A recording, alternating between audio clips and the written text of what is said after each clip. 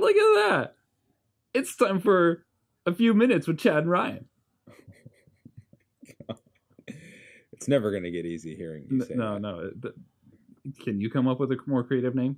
How about video tutorials? That's too boring. A few minutes with Chad and Ryan. All right. Cute. Yes, Ryan, what questions do you have for me today? I forgot my list. Yeah, I had a feeling you might. Yeah, so I'm just going to wing it. Oh, that's going to be interesting. So a lot of people have been asking lately. It's like, okay, we get that people are asking for shots and, like you asked for a close-up, but a lot of people have different variations of what a close-up should be. So I thought it'd be kind of cool if we took a few minutes and showed people, hey, what does it mean when we say, give me this? Well, my question is are we really going to show them or are we just going to explain it? We're literally going to show them, and it's going to probably either appear on my face or hopefully on yours. Ooh, I like that idea. It's our love language. Anyway, all right. So let's just start with a close-up. Sure. So basically, when I or whoever's directing will usually say a close-up, it will most likely be pretty much kind of mid-chest, right across your the chest here to about the top of the head of whoever your subject is that's actually being focused on at that particular time. Cool. I'm trying to think of what else we do. We usually do medium close-ups too, or I call them a bust sometimes. That's what I usually call them too. Yeah. When I refer to a bust, I usually mean pretty much from the waist of whoever the subject is to the top of the head. That way you're pretty much just getting the entire torso of the person who you're trying to focus on, whether that's Miles or whether that's the vocalist or the person being interviewed or kind of whatever. And then we kind of move out to the obvious, like head to toe. Well, we say obvious, but some people don't understand it, so we just give them the it's better to ask a question because there is no such thing as a stupid question except for the one that you don't ask. That's true.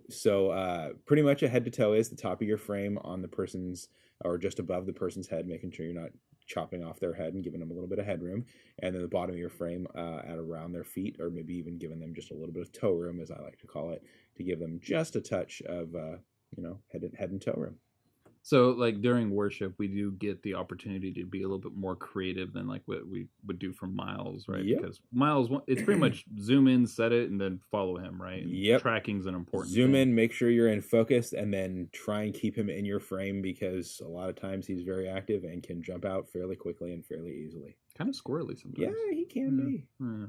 But so for worship, we do get kind of creative, and we're going to have a whole video about different things you can do. But when it comes to Zoom, since that's kind of the topic today, we'd use two terms, push and pull. Mm-hmm. What does that usually mean? When I say push, actually I shouldn't say but when anybody uses the term push and pull, it's usually pushing into the person who you're trying to focus on with regards to, or I should say the subject that you're trying to focus in on, whether it be an electric guitar, a keyboard, a person's vocal, or somebody's face, their microphone, certain things like that. And then a pull is doing the exact opposite, coming from that tighter range and then doing a slow pull or even a fast pull, depending on what's being requested, whether it be a fast push or a slow pull or a slow push or a fast pull or a slow pull.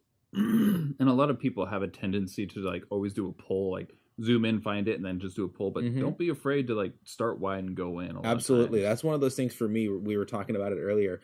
Wide shots tend to be a little bit more of an important thing, not necessarily for the people inside of the congregation that are inside of the building, but it's definitely an important thing for the people that are watching online. It's very much what I like to call and what the industry likes to call an establishing shot. It allows people that are viewing the stream or the recording remotely an idea of where everything took place and the engagement that the congregation had. And so it's very important to see, a very wide perspective of, the sanctuary and how engaged the congregation is in worship, in, laughing with Miles when he's preaching, things like that. We'll rarely use a wide shot during a message, but every once in a while, depending on what's taking place, I may throw it in there here and there, depending on if I feel that the situation calls for it or not. Mm-hmm. Awesome. Thanks, Chad. That was a few minutes with Chad and Ryan. Cue bumper.